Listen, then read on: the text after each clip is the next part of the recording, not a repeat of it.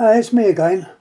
Yeah, as I say, I've been sorting through the telephones that I've got upstairs, and we're looking at the moment on the Starlight type of phone. And the last one I showed was, in my opinion, a well-made job. Number 182. Well, this one's 182, and believe you and the gatepost, it is really a load of rubbish compared to the previous one I put up. Let's have a little look at the bits and pieces.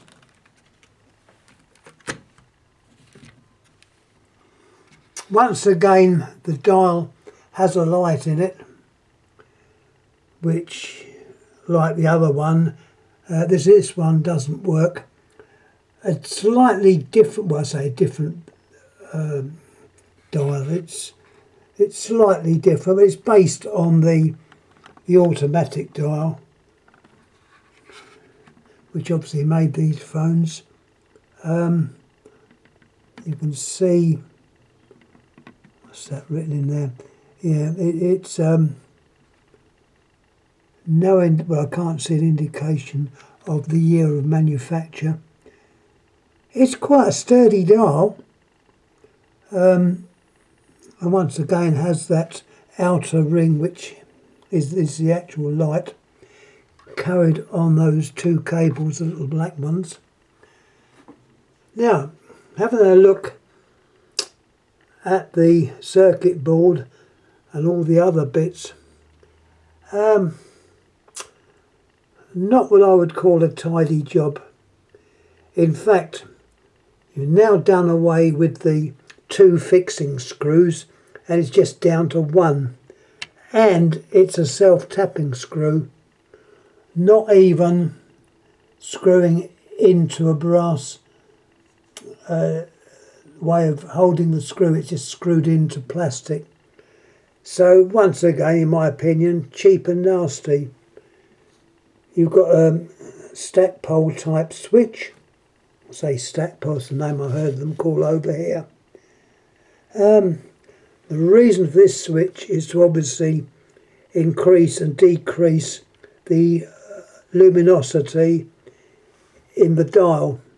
With the other phone, it was done with a potentiometer, but in this case you have a resistor across there.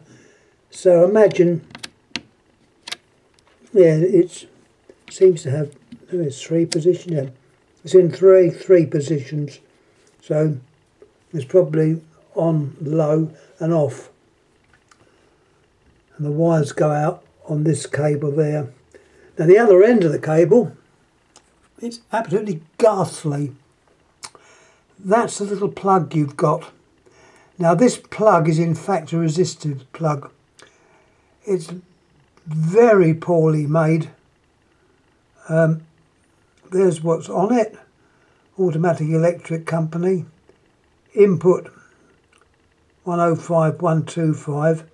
So the voltage looks like it has now been 125 volts. So yeah, some years have passed since the last their last effort. Low energy output. It's got 105, 125. Well, okay, officially, if there is a resistor in there, which there is, I've tested it, there's a resistor or two resistors in this little plug. And it has value, but if you're not drawing any voltage, then the voltage will be the same. But of course, as soon as you start to take a load, the voltage drops. Well, on here it's got 5 milliamps max. So that's what you would plug into your outlet. Cheap, nasty. I've had a job to redo it. I've got to redo it again. But I thought, well, wire the thing up. I know it doesn't work. And you've got the normal line plug, the American type. I never remember numbers. Don't get me on numbers. I'm number blind. Getting back to the actual innards, this cord here is from the handset. So that's the handset cord, and so it's push-on type connectors. I don't particularly like. It's horrible. That is the cradle switch, which is operated. That comes over like that and goes into that little groove. You notice this one's only got the one. Case of expressing myself, it's not very nice. Don't like it. Cheap, nasty, plasticky. The only good things is the fact the actual components they've used are not bad. And the dial is quite good. I don't know when I showed it turned over. I might have done, but I'll show you again. This is on the base. It's got property of general telephone, not for sale. And obviously got the name there, GTE Automatic Electric.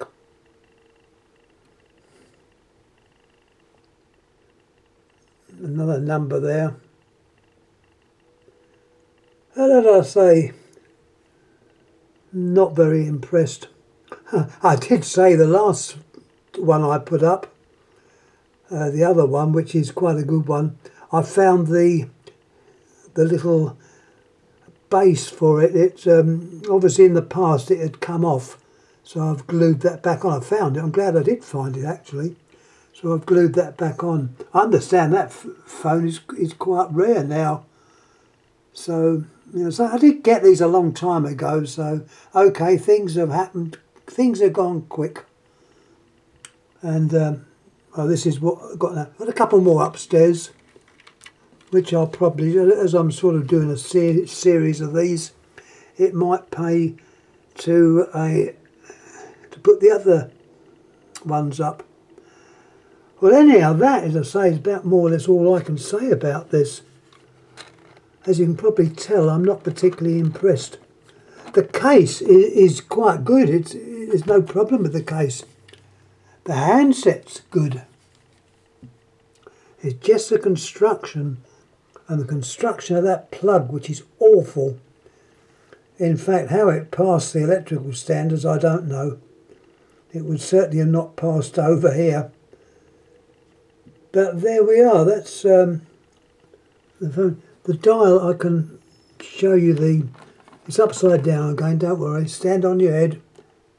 There's the dial, and once again, there's a space between the finger stop and the 0, which tells me it's an automatic electric dial, which in fact it is. Yeah, that is all I've got. This, I suppose, is partly modular, because with the wires that go in, the line cords are in fact modular, and they go into a little plug which is in there. The other lead is the lead for the voltage, which is very low current, but it is connected to the mains, so obviously care should be taken if you've got this plugged in and you take the bits off, because the board is connected down to the live side, which was unlike the other phone. So there we are. As you can probably tell by my voice, not very impressed with this. But having said this, it's an example, and it is added to the collection as one of them. And this one, by the way, hasn't got the word Starlight written on it, so perhaps that name came along afterwards. But there we are. Same model number as the one I showed last time, and that's where the similarity ends.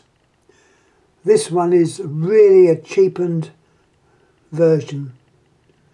That's more or less all I've got to say. So once again, thanks for watching. Any comments please make.